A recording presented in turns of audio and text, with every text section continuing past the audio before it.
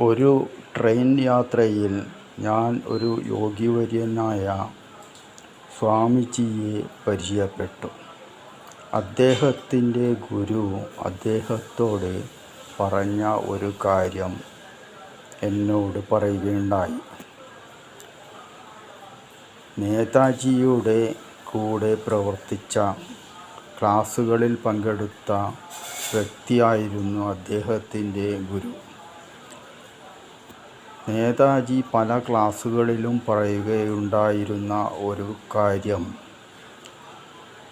രാഷ്ട്രത്തെ ഒരു തരത്തിലും നമ്മൾ ഒറ്റുകൊടുക്കുകയോ തകർക്കാൻ ശ്രമിക്കുകയോ ചെയ്യരുത്.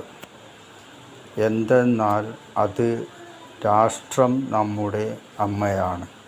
അമ്മയെ ഒറ്റുകൊടുക്കുന്നതിന് സമമാണ് രാഷ്ട്രത്തെ തകർക്കാൻ അനുവദിക്കുക എന്നത്.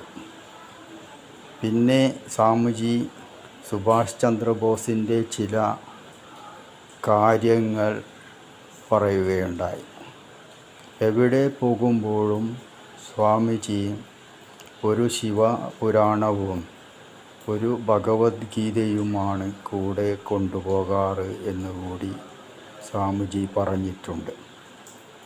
എന്തിനാണ് ഈ കാര്യം ഇപ്പോൾ പറയുന്നത് എന്ന് നിങ്ങൾക്കെല്ലാം അറിയാം.